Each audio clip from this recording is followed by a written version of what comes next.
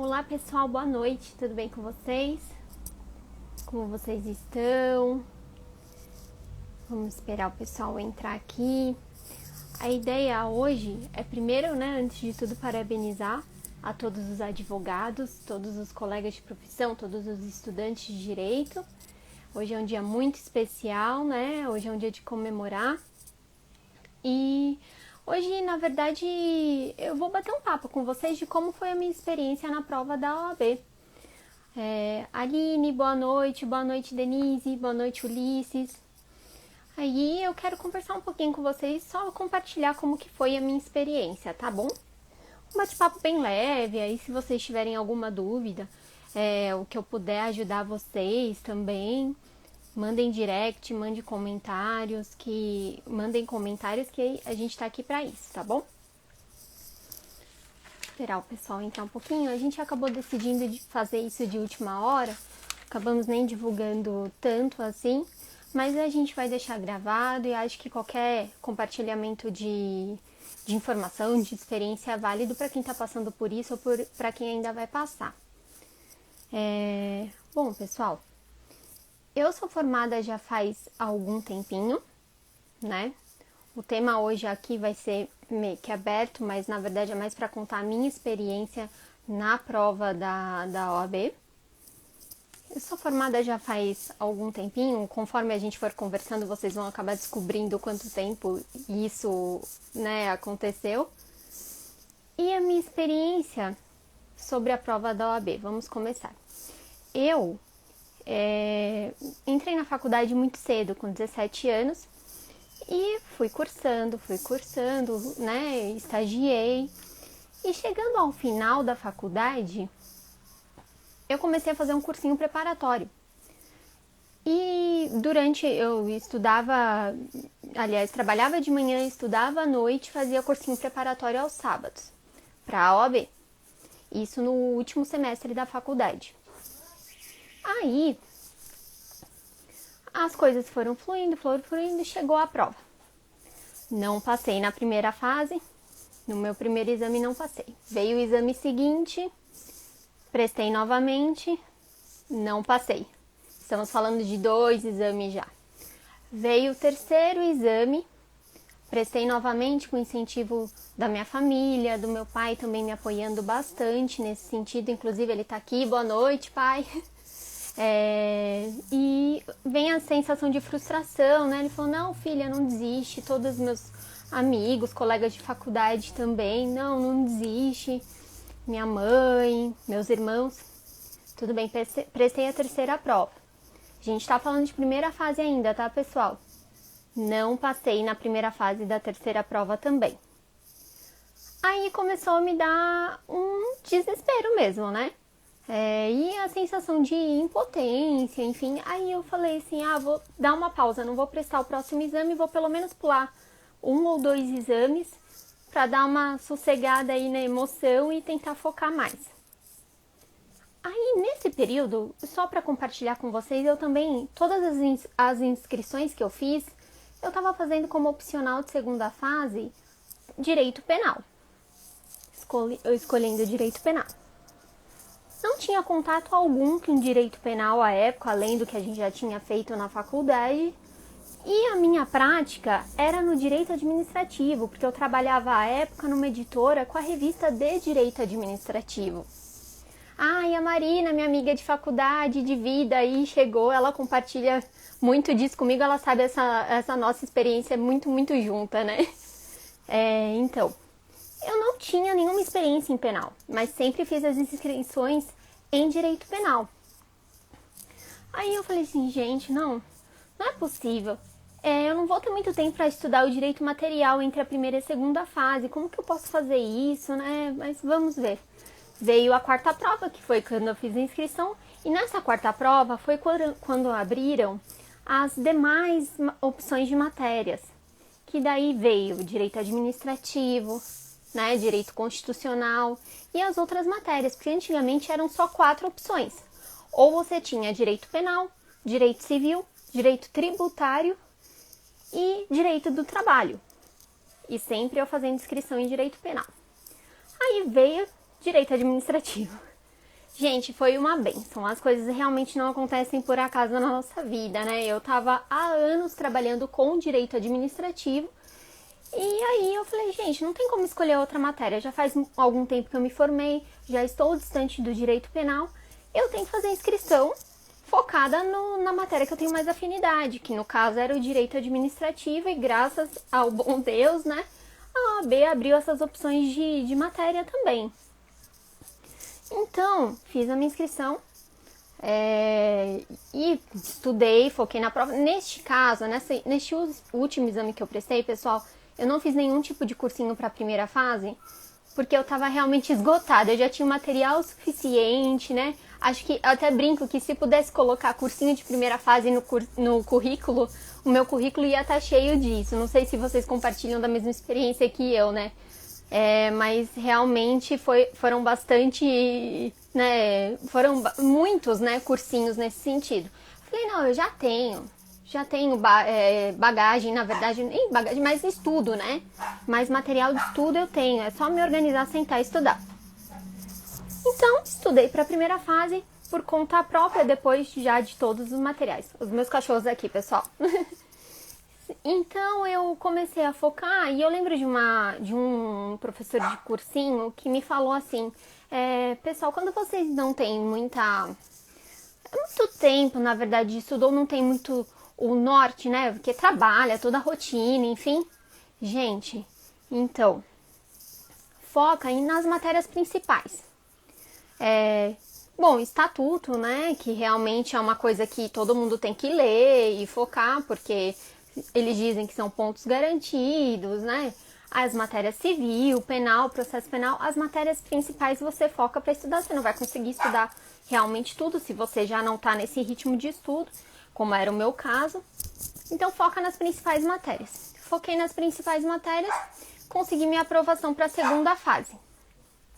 Aí, na segunda fase, pessoal, como eu estava longe da prática jurídica, né? Porque eu já estava estagiando no ramo editorial, não tinha nenhuma experiência assim em escritório, super pouco que eu estagiei em escritório, então há anos não dava nem para contar isso como experiência para montar uma peça prática. Aí eu fui pro cursinho de segunda fase.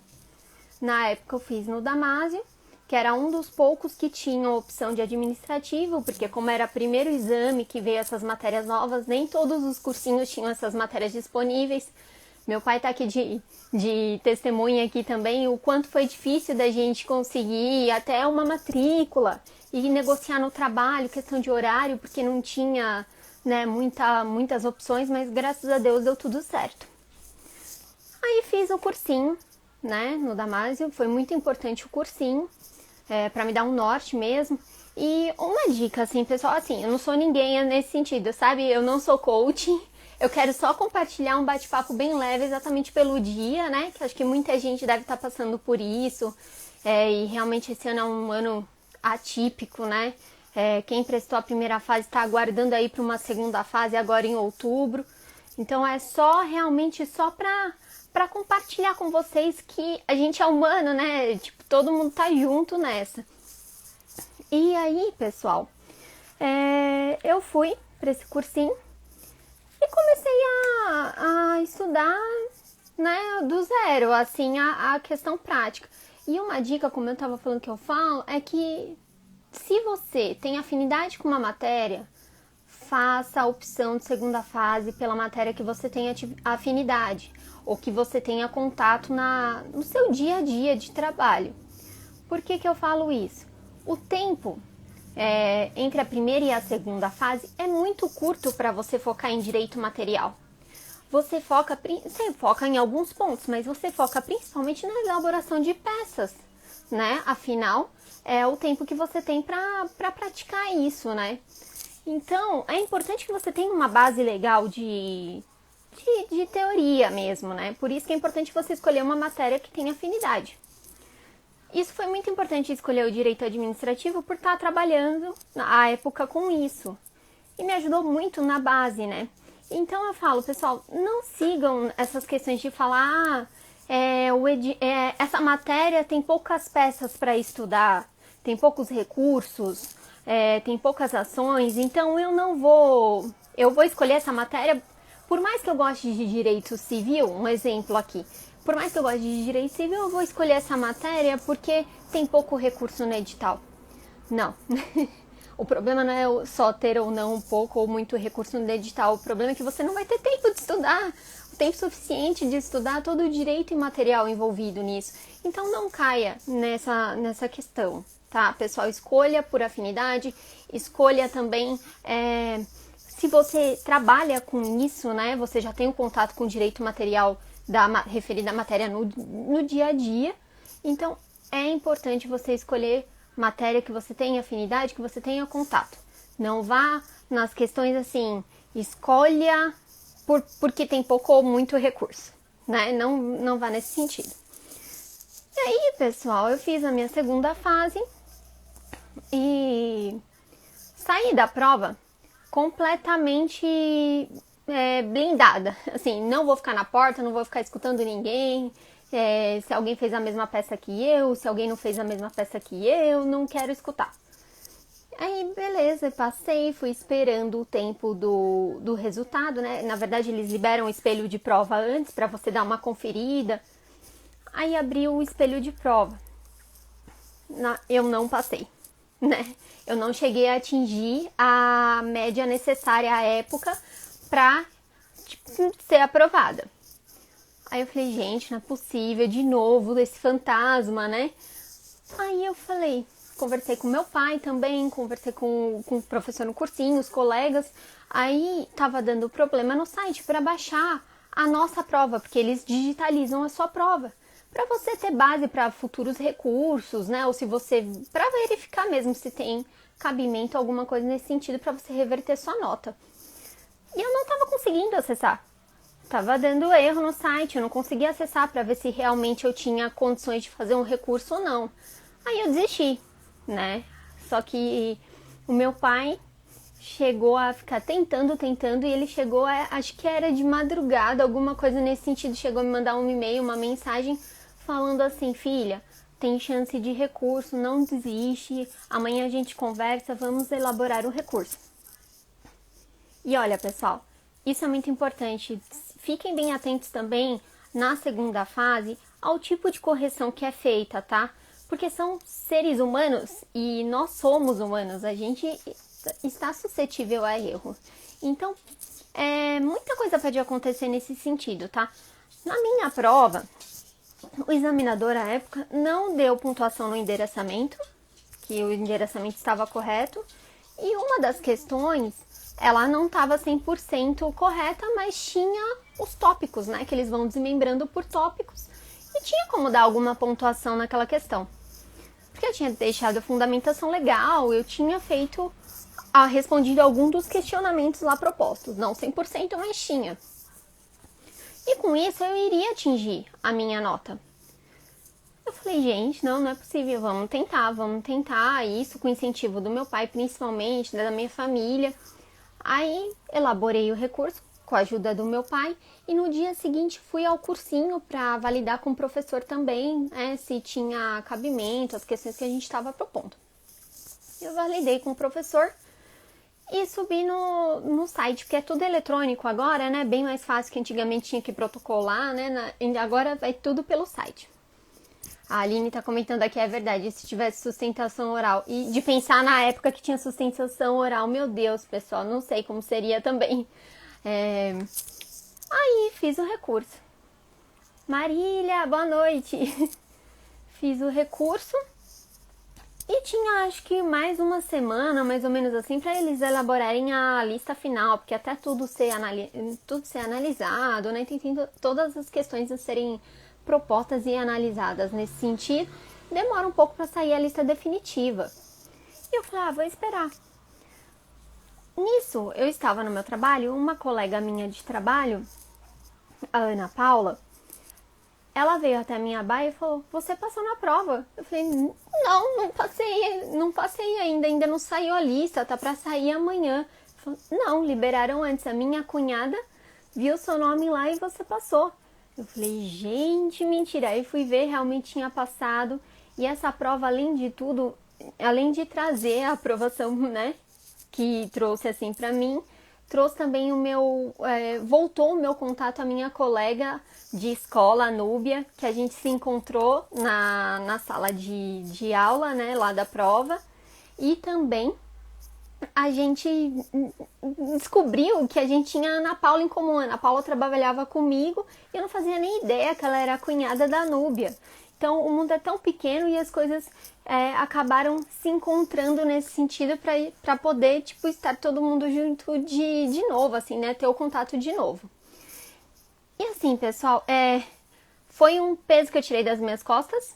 Realmente, isso é um fato, né? Por mais que hoje, efetivamente, eu não esteja praticando a advocacia, né? Porque eu trabalho, como eu disse, numa editora, eu tenho a minha OAB ativa, mas eu não pratico, né? Diante das minhas atribuições na editora. Mas é um alívio, realmente. Realmente é um alívio. Ah, Marília, ó, mal cheguei e já tenho uma curiosidade. O pessoal pergunta, você é advogada de carteirinha? Ainda tem isso, Má. Todo o esforço que a gente passa pro pessoal perguntar, você tem a carteirinha da OAB? Não, gente, não é uma carteirinha, eu tenho a carteira da OAB, né? Vocês não tem que deixar menosprezar a sua carteira, não pode, não. É tanto esforço praticado em cima disso, né? Não tem como você menosprezar esse mérito, essa conquista, tá? Pessoal, vocês têm alguma dúvida? Aqui é um bate-papo bem rápido mesmo, eu só queria compartilhar como que foi isso, exatamente por esse dia. Na verdade, é mais um desabafo, assim, né, para as pessoas que estão passando por isso exatamente nesse ano que as coisas se prolongaram por tanto tempo, né, e quem tá na primeira fase tá nessa ansiedade de fazer a próxima fase aí só em outubro, para não desistir, tá, pessoal? As coisas vão acontecer, se Deus quiser tudo vai melhorar realmente, não abandonar o barco, né, continuar estudando. Ah, e o meu pai tá aqui falando, fala do recebimento da carteira. Uma das emoções, né, de todo essa minha caminhada jurídica foi que quando eu me formei foi meu pai que me entregou o meu diploma. E na cerimônia, né, de entrega da carteira da OAB também foi o meu pai que entregou a carteira. Eu tive a honra realmente de receber a carteira dele. E foi muito emocionante mesmo, que ele realmente é minha inspiração e meu exemplo nesse mundo jurídico aí, pessoal. Não só no mundo jurídico, né? Mas principalmente ele é fonte realmente de inspiração. Eu acho que a gente poderia convidar o Sr. Sérgio Sobrani de novo para fazer uma live e falar da história dele, que é muito bonita mesmo. Até onde ele chegou aí não foi à toa, foi com muito esforço. Então, realmente, esse dia de entrega foi muito emocionante, porque eu ainda fiz o juramento, realmente, pai, ó, é verdade, fiz o juramento lá na cerimônia, foi muito emocionante, e nesse momento estavam presentes as pessoas que realmente sempre me apoiaram, que foi a minha irmã, o meu pai, a minha mãe, meu avô realmente, que Deus o tenha, ele estava lá também, a minha avó. A minha sobrinha era bebezinha, ela já estava lá também. Realmente é muito emocionante, é um alívio que sai das nossas costas. A Denise, puxa saco. Ai, mas, pessoal, era um momento de desabafo aqui com vocês, que assim, na sua carteira não vai sair quantas vezes você prestou. Na sua carteira não vai sair se você passou ou não com recurso, né? Não deixem as pessoas te diminuírem porque sempre tem alguém que chega em você e fala assim, né? Eu passei de primeira. Isso em qualquer tipo de prova, seja de concurso, seja de OB. Eu passei de primeira, eu passei de primeira. Não, gente, peraí, não é isso que vai tirar o seu mérito, né? Não é por você ter passado de primeira ou de segunda, né? Que você vai ser pior ou melhor que ninguém. Então, a gente tem que ter um pouco de bom senso nesse sentido. Não dá para diminuir a conquista dos outros, né? Vamos respeitar mesmo o próximo. Aqui a Má. Hoje na fase segunda da prova, o pessoal leva os livros para consultar. O mundo está mais digital. Você acha que no futuro isso pode mudar e ser por meio eletrônico é algo que não há como mudar? Mas realmente isso é um dos pontos, né? Que antigamente, bem antigamente, a gente via cenas de pessoas como em concursos, às vezes a gente vê, né? Com malas na segunda fase, porque você poderia, à época, além de levar o vademecum, você levava doutrinas, né? Códigos comentados, enfim, você poderia levar essas outras obras. Hoje, atualmente, é só permitido que você leve a legislação seca, ou seja, sem nenhum tipo de comentário. E o que a Marília apontou, realmente é bem pertinente. Tudo no papel, né, gente? A gente não tem como levar, óbvio, um tablet lá, né? Mas com essa transformação digital, como que será, né, daqui pra frente os exames? Sinceramente, eu creio que o papel ainda vai durar muito tempo com relação a isso. Porque imagina a possibilidade de fraude mesmo, né? Da pessoa no digital ali poder colocar alguma cola, né? Então é difícil para o examinador conseguir controlar, né, essas questões digitais. Mas realmente é uma coisa que a gente não sabe como que vai ser daqui para frente. Eu ainda acho que o papel dura muito tempo, principalmente nessas questões de prova, tá? Vamos ver aqui. Mai, muito sucesso, você merece, principalmente pela humildade. Marília, você é uma querida, você é suspeita. Valente tá falando aqui que não é porque passou na primeira que você sabe mais, tem o fator sorte também. É só estudar um pouquinho que passa, não pode desistir. É exatamente isso, pessoal, não existe o fator sorte. Existe, como a gente falou também assim, você vai estudar pontos principais, matérias principais. Aí você vai ter a sorte de cair exatamente o que você estudou. Isso é fato, né? Existe o fator sorte também. Mas como a Valente falou aqui, né, que é importante você tá estudando e não desistir. Eu vou contar uma curiosidade da minha segunda fase. No cursinho, o professor chegou a dar ação de indenização. Uma petição inicial. Simples, né? Simples pra quem sabe fazer, né? Porque na época eu não sabia, né? Então pra mim era um bicho de 7 cabeças. Um senhor, né, estava andando, tal, tropeçou num buraco da rua e foi processar, pedir uma ação de indenização pela prefeitura, porque ele não pôde ir para o trabalho, teve todas as questões que ele ficou impedido de exercer mesmo, de oferir renda, porque por conta daquele buraco na rua, o poder público seria responsável pela indenização. Isso foi um caso no cursinho, tá, pessoal? Aí, chegou no dia da prova. Eu, né, tremendo assim, falei, meu Deus, o que vai cair da peça? Não precisa ser um negócio, um recurso. Recurso não, por favor, recurso não. Eu não sei fazer recurso, né? Só tive lá no cursinho. A gente sabe estrutura, mas é diferente quando você tá lá pra elaborar mesmo, né? Fundamentar e tal. E caiu o quê? A ação de indenização. E era exatamente um sentido, só que no caso era um cara de bicicleta, um senhor de bicicleta que estava caminhando e que estava andando de bicicleta, por óbvio, e tinha não era um buraco, tinha alguma interferência na rua que era exatamente responsabilidade também do município, né, em prover, né, esse ressarcimento. Então você tinha que entrar com uma ação de indenização contra a prefeitura. Então foi exatamente o caso que caiu para mim que o professor havia passado para mim no cursinho. Então, para vocês verem que realmente, como a Valente falou, realmente o fator sorte ele tá andando junto. Porque assim, não adianta você também só ter sorte e não ter estudado a estrutura de uma ação de indenização, né? Também eles andam juntos mesmo, né? O preparo e a sorte. A Danila tá aqui também. Boa noite, Danila. O Bressan. Boa noite, Bressan. Vocês têm alguma dúvida? Bem apontado aqui pela minha irmã. Pessoal, não sei se vocês acompanharam, eu postei hoje no History e também no feed aqui do meu lado direito, que a Ridel disponibilizou um cupom de desconto em todo o site e ele é válido por 3 dias. Então você que está nessa pegada de estudos, que você está precisando se atualizar aí, né? Que está com vademécum antigo ou que está com livro antigo, precisa se atualizar. Você aproveita essa oportunidade, 10% de desconto, né? Usa o nosso cupom lá e vocês vão conseguir um descontinho bem legal aí. Boa noite, Danila, querida.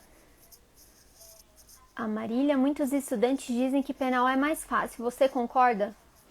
Sobre a prova.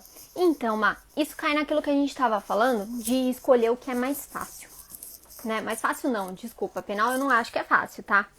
De escolher o que tem menos peças. Por que muitos escolhem penal ou trabalhista? Né? Porque, segundo eles, tem menos peças para você treinar e estudar. Eu não vejo desse sentido, porque se for me colocar para fazer alguma questão de direito do trabalho, gente do céu, eu sou uma negação. Então, lógico, se estuda, você consegue, mas assim, não acho fácil. Penal é uma matéria que eu tenho afinidade, mas é uma matéria que eu não tenho prática. Cai naquilo que a gente falou, Má, que não adianta você ir pelo que você tem, pelo que tem menos peças. Você tem que ir pelo que você tem afinidade, pela matéria que você gosta, né? A Danila aqui falando, fiz penal na segunda fase, mas porque eu me identificava com a matéria na faculdade. Exatamente, Dá. Esse é o fato. Se você se identifica com a matéria, não tem porquê, né? Você não escolher penal ou você não escolher trabalhista, né? Mas você não pode ir só pelo critério de que tem menos peça, né? Senão já tá começando errado, né? A gente tem que começar aí, né, pelo critério de afinidade ou se você trabalha com a matéria. Vocês têm alguma dúvida aí, pessoal? Obrigada por vocês estarem participando, né? Por estarem acompanhando a gente aqui. Aqui é um bate-papo bem tranquilo mesmo, né? Sem formalidades mesmo, como a gente tem tentado trazer aqui no canal. Como que vocês estão passando a noite de vocês aí? Parabéns aos colegas novamente. Bom, acho que basicamente, pessoal, o que eu queria compartilhar com vocês sobre a experiência era isso, né? De como que foi. A Marília tá falando que tá escrevendo a dúvida. Vou esperar ela escrever a dúvida dela. Danila, detalhe, nunca advoguei na área penal, mas sempre me interessei pela parte teórica. Exatamente, Dá. É o que aconteceu comigo. Eu nunca advoguei, né? Eu estagiei na época na área civil, mas muito pouco tempo. Nunca advoguei na área administrativa, mas eu tinha um contato com a parte teórica na produção das revistas, que eu era responsável pela revista de direito administrativo da editora. Então aí eu conseguia, né, absorver a parte teórica legal, assim, não que você não tivesse que estudar, né, mas você tinha uma base melhor. E é exatamente o que você falou. Jefferson, boa noite, Jefferson. E aí, Má? Mas assim, o que eu quero deixar claro aqui, compartilhar com vocês, é que é uma coisa possível, né? Que não é uma coisa impossível de ser alcançada e que vocês não podem desistir. Seja isso na OAB, seja isso em concurso, né? É sentar, estudar e não pode desistir.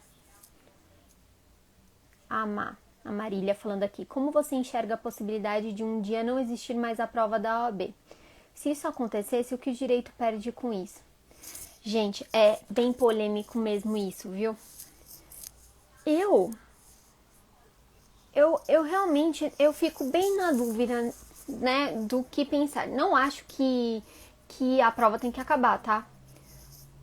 Ela falou, perde a credibilidade, por exemplo. Então, eu acho, Má, que assim, vamos começar falando nesse sentido. A prova em si não é um fator que vai dizer se você é um bom ou um mau profissional. Isso é fato. Porque a pessoa pode nunca usar depois, mas ela ter estudado e conseguir alcançar a aprovação ali. Beleza, mas isso não quer dizer que ela é uma expert, né, em direito penal ou direito civil, enfim, ao que ela se prestou ali à época. A prova realmente não é um fator que vai trazer credibilidade falando de pessoa, tá? Mas com relação à instituição, né, o quanto isso representa, eu acho muito complicado você tirar esse tipo de exame diante do volume de cursos de direitos que a gente tem disponíveis, né? Eu acho que realmente há um fator que, por mais que não seja decisório a gente tem que tomar cuidado para falar as coisas, né? Por mais que não seja decisório ali no currículo da pessoa, porque aquela pessoa pode ser muito boa. Eu conheço muitas amigas minhas que não passaram, que são ótimas, né? De conteúdo mesmo. A pessoa pode ter um problema com prova, a pessoa pode ter que trabalhar o psicológico mesmo para conseguir fazer uma prova, porque não é fácil, né? Você estar sobre, assim, passar por isso, né? Por esse tipo de exame ou qualquer outro tipo de exame. Realmente não é uma coisa fácil. A pessoa realmente deve ter que se preparar até psicologicamente nesse sentido. Mas eu acho importante sim manter a prova, tá? Eu sou super a favor da manutenção da prova da OAB. Eu não acho que você tem que tirar as coisas dessa forma. Eu acho que realmente é uma coisa que tem que ser bem gradual, se a intenção é extinguir a prova, mas realmente eu não sou a favor. Acho que precisa dessa instituição realmente para coordenar, né, todo o curso, né, os advogados, na verdade, os profissionais, ter essa base, acho muito importante. O Jefferson, a prova da OAB, no meu ponto de vista, está mais ligada ao financeiro, pois a prova da ordem não tem nada a ver com a advocacia. Exatamente, Jefferson, eu concordo. Eu acho que realmente o que tá lá não é a prática, né? A gente não tem a gente fala, é prova prática da OAB, prática profissional. Realmente não é uma prova que vai, né, trazer a experiência para você do dia a dia. Concordo exatamente com você, Jefferson. A Danila falando, o exame da OAB é uma pressão psicológica, tendo em vista que a profissão depende da carteira para existir e ser regulamentada. Exatamente, Dan. A gente cai nesse aspecto. A gente fica com o psicológico muito pressionado. E se eu não tiver a carteira, eu não consigo o trabalho. Ou de repente você está estagiando no escritório, você se sente pressionado porque você precisa da carteira para continuar naquele emprego, né? Para continuar naquele escritório. Tem esse fator pressão, sim. Mas eu acho que é muito perigoso a gente retirar de uma vez, né? Eu acho que tudo tem que ser de uma maneira gradual. Eu não sei se vocês concordam comigo, né? Mas o fator financeiro, sim, é um negócio que pesa mesmo, né, Jefferson? Por exemplo, eu utilizei a minha carteira, acho que uma ou duas vezes, assim, para advogar mesmo. Uma delas foi pro meu irmão, né? Inclusive ele tá por aqui. Uma delas foi pro meu irmão. Mas depois eu não utilizei mais. Mas eu continuo, né, com ela ativa, exatamente pra ter. Realmente, assim, a gente não sabe o dia de amanhã, realmente, se a gente vai precisar, né? Se surgir alguma coisa que a gente precise ajudar alguém ou pra gente mesmo, eu também mantenho ela ativa. A Danila tá falando que ela é a favor do exame. Jefferson tá falando que acredito que daria mais credibilidade à OAB se as provas fossem gratuitas. Jefferson, esse é o ponto, né? Pessoal, eu lembro que eu comecei a prestar, o valor da inscrição era R$100. Hoje, já na quarta vez que eu prestei, eu cheguei a pagar 250. Hoje tá isso também, né? Não sei se vocês têm o valor atualizado. Eu acho que hoje também é 200 e pouco, né? 250, alguma coisa assim. Fora o valor da anuidade, né? Porque é quase R$900 por ano que você paga, mas é o jogo, né? Se você não tiver, você não consegue exercer a profissão, né? Se você vai pro lado prático da coisa. Vocês têm mais alguma dúvida, pessoal? Eu realmente queria enfatizar aqui que foi uma questão mais de bate-papo, uma coisa bem informal. Eu não sou coaching, né? Eu não tenho formação no sentido de, como posso falar, de treinamento aqui, o que você deve, o que você não deve fazer. Eu queria mais compartilhar como que foi a minha experiência para tentar passar, de repente, até uma calma para vocês que estão passando ou que vão passar por isso, tá bom? Danila, talvez a forma como a OAB faz as cobranças, os valores dos exames e anuidades absurdas devem ser revistas. Eu concordo, Danila. Eu concordo, isso é realmente tenso, porque é um absurdo. Realmente, o valor da taxa de inscrição, o valor né, da anuidade mesmo em si, realmente é tenso. Acho que isso tem que ser revisto, sim. E esse ano, como eu disse, ele é excepcional. A gente está com o exame aí que começou em janeiro e que ele ainda não finalizou, por óbvio, né, por toda a situação que a gente está vivendo no mundo. A prova está prevista agora para outubro, se não me engano, dia 30 de outubro, o último dia ali de outubro. E vamos ver se vai se realizar. Deus queira que sim. Mas o que importa hoje é todo mundo ficar bem, né? Tudo isso se normalizar, se controlar, se estabilizar, para que as coisas possam acontecer nesse novo normal aí que está por vir.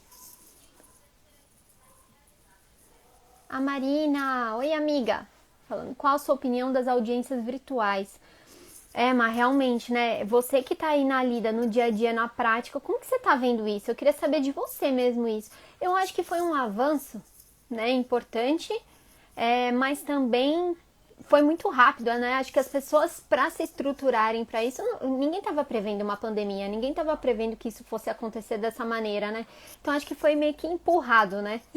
As audiências virtuais e todas as outras questões virtuais. Depois eu quero saber a sua opinião sobre isso, viu, Má? Marília, parabéns, Maia, Aline, Danila e todos os advogados pelo dia de vocês. Muita sabedoria no exercício da profissão, advogando e editando. Nossa, muito obrigada, Má. Muito obrigada mesmo. A Denise, minha irmã, falou, mas comparando com outras classes, eu percebo que vocês que têm OAB têm vários benefícios.